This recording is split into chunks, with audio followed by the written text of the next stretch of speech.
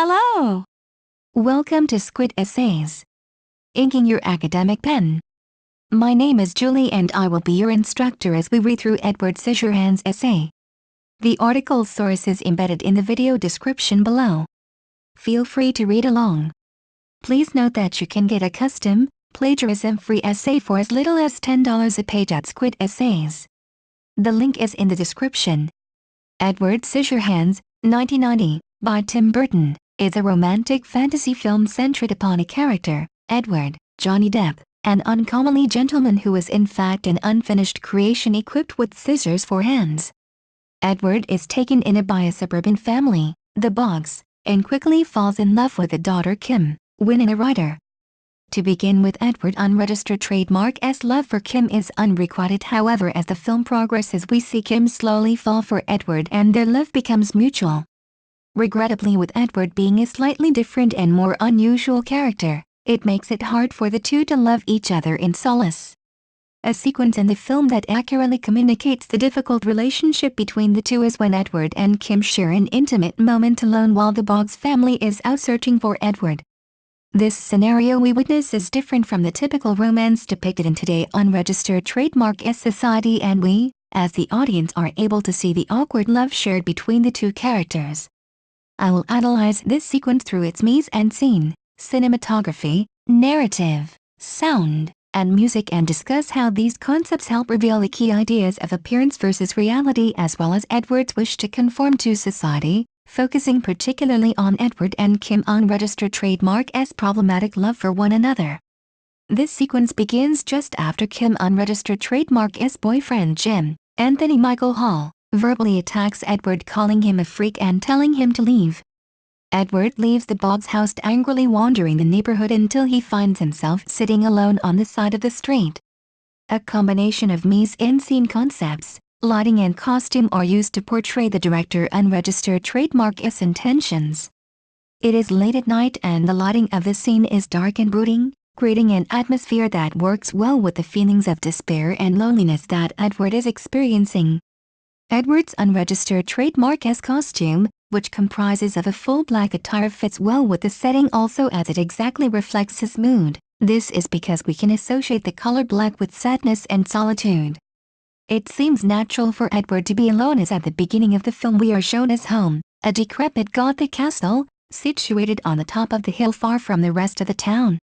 Edward's home is cold, dark and uninviting, and he lives by himself, alluding to the fact that he fits comfortably into this environment where he sits on the pavement also alone.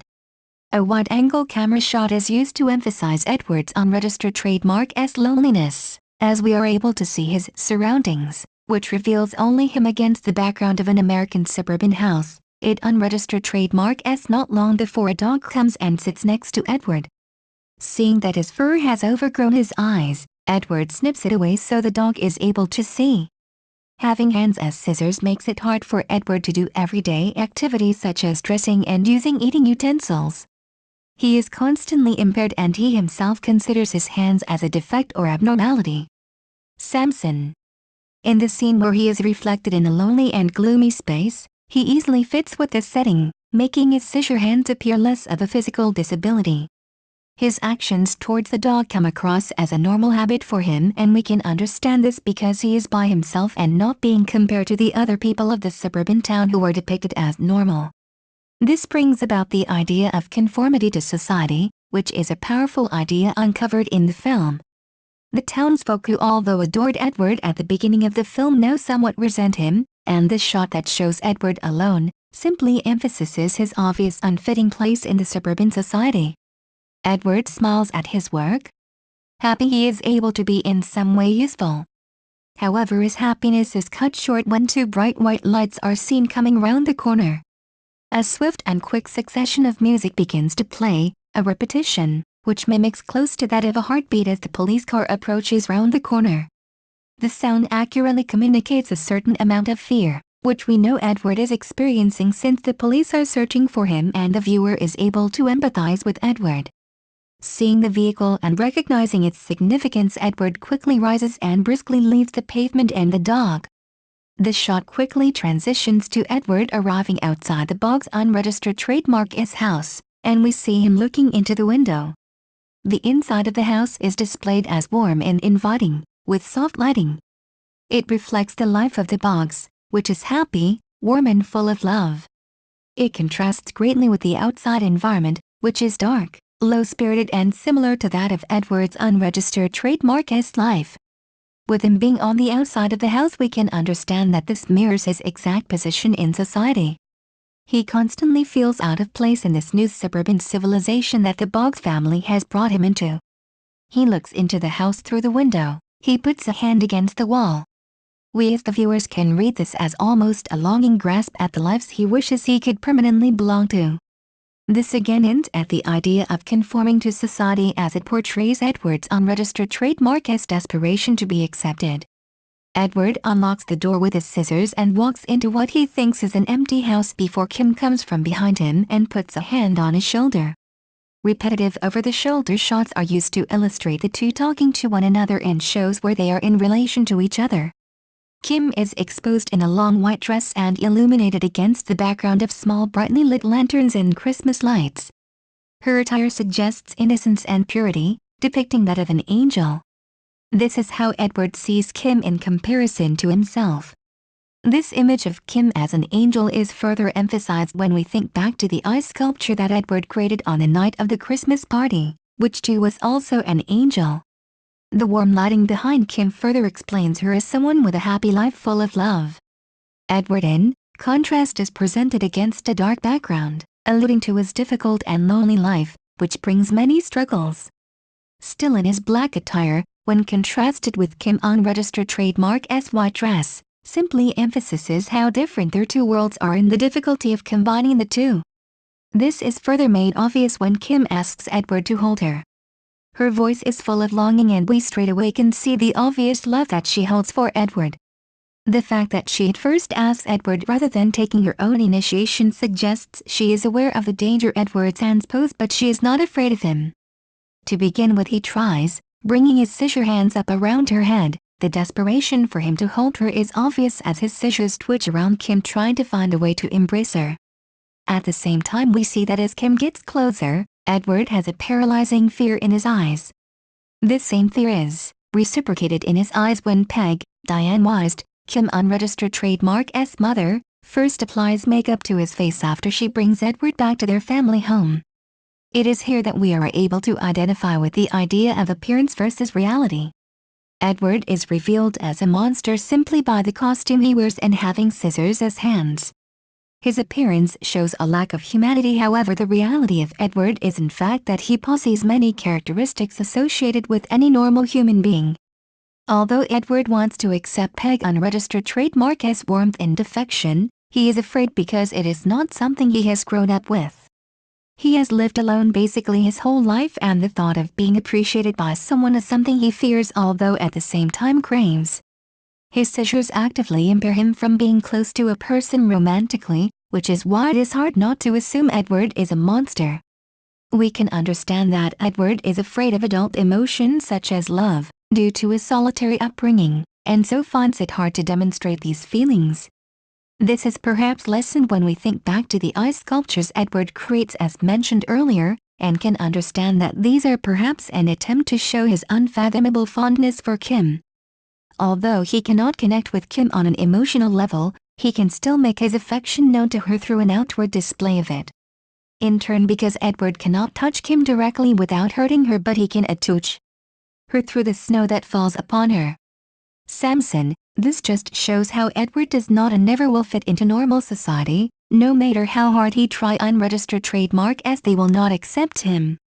The audience can sympathize with the fact that his appearance communicates the opposite of his true compassionate nature. Although he is not fully human, he does possess most characteristics. In saying this, Edward's exclusion from society means that Edward and Kim unregistered trademark S worlds are just too opposite to unify. Seeing the evident danger and impossibility of him safely embracing Kim in his arms, Edward eventually replies, "Oh, I can't." Edward walks away from Kim, obviously disheartened at the impossibility of the two ever being able to love one another like a normal couple. He stands at the window and looks out into the darkness. It is obvious that Edward is mulling over the fact that their love will never work, and by his looking out the window into the familiar darkness, he knows that their worlds are too separate and out there is where he belongs. A melodic and gradual ascending piece of music plays in the background. It has a sad tone to it, allowing the viewer to empathize with the impeded love the two share. The ascent of the piece comes to a climax when Kim makes her way over to Edward, unfolds his arms and lays herself upon his chest. It is this moment here that the viewer builds hope for the possibility of the two working out. By Kim finding a way for Edward to hold her, we can appreciate that they have found a way to love.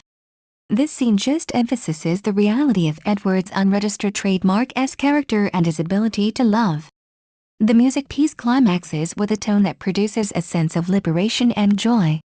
A zoom is used to move into a close-up of Edward's face as his head rests on top of Kim's unregistered trademark-esque, and we can see that finally he feels some sort of peace. The two hold one another and the viewer is able to feel a sense of optimism that they will be able to be together. Not only this, but the close-up allows us to see the many scars on Edward's face. We can understand that this scarring could represent the emotional scarring of Edward's several failed attempts to meet the expectations of the social society.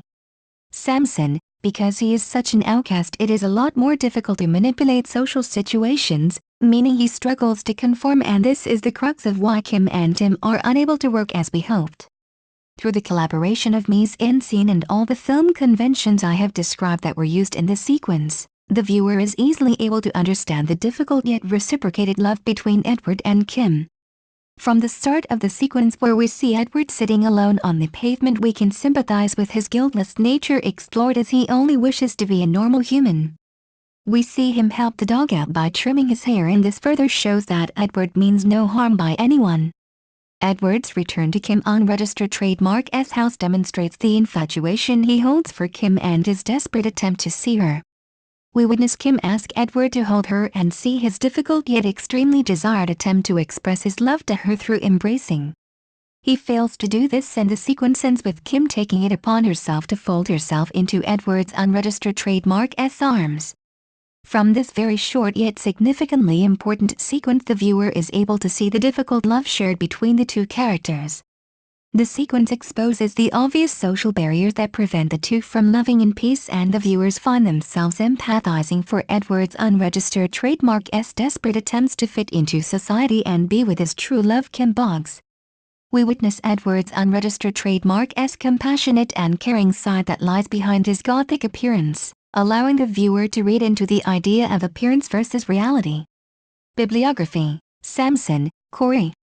Tim Burton Collective, September 12, 2013. http://www.timburtoncollective.com/ edwardpsycho.html.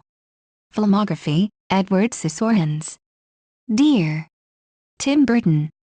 20th Century Fox, 1990. Thank you for taking your time to listen to me. I hope you enjoyed learning about Edward Scissorhands' essay as much as I did. Kindly remember that you can get a custom, plagiarism-free essay at Squid Essays for as little as $10.